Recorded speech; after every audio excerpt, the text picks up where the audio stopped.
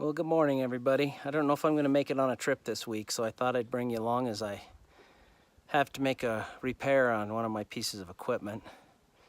Anybody that's been watching my videos knows I like to backpack or camp in a hammock.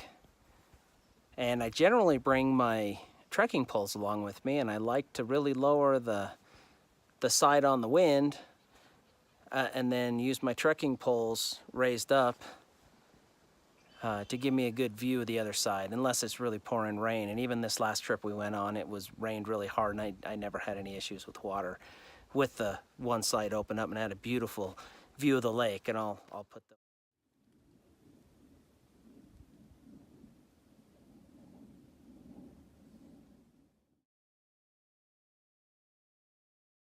in here. But I was on horseback last time, so when I got to camp, I didn't have my trekking poles to set my hammock system up with. So I got this really brilliant idea that I would just find some sticks that seemed to be about the right height. And I set them up, and one of the dogs that was with us went by and hit the string, and the stick fell, and it had some branches on it. It was just a horribly conceived idea from the beginning.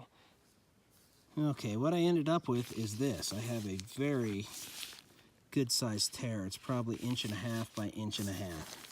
So I did a little research, and I've purchased these stuff to fix it, and I'm going to go ahead and do that now. And just know that there's lots of different ways to do this. This is just the way that I'm going to do it. This is a Silnylon Tarp. So the only thing that'll stick to silicone is what all the ads have said.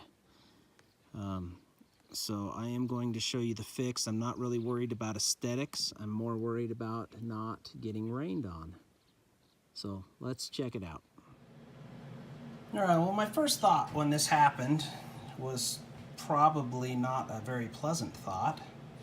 My second thought was, well, great, I'll just grab some duct tape and I'll fix it. I've fixed a lot of things, including Gore-Tex jackets, with a good old duct tape. I use it for blisters. I use duct tape for a lot of stuff. But I have learned something over the years that I'll show you here. The difference between just putting a piece of duct tape on and actually shaping a piece of duct tape to go on. So here's just a piece I tore off. And this, as blister treatment and a clothing repair, gear repair, all that kind of stuff, will not last very long. All you have to do is simply take it and round the edges of it. I'm putting good force on my countertop here and having no problems. When you do the same thing with corners on duct tape, it'll peel right up. So if you are going to make a repair with duct tape, just round the corners on it. It will last. Oh, I've got repairs on a Gore-Tex jacket that I made probably 15 years ago that are still on there. But I've decided to do this one. I did a little more research, and I've decided to do this one the right way. So what a proper repair calls for is I went on the back side or the underside of my tarp, and I put a piece of tape directly over the cuts as backing material. Okay, this is what it looks like on the other side. I do have a little bit of a gap here, but I'm not so crazy that I think I may leave the tape on there. Now I'm going to regret not rounding the corners on it. We'll see how it holds together.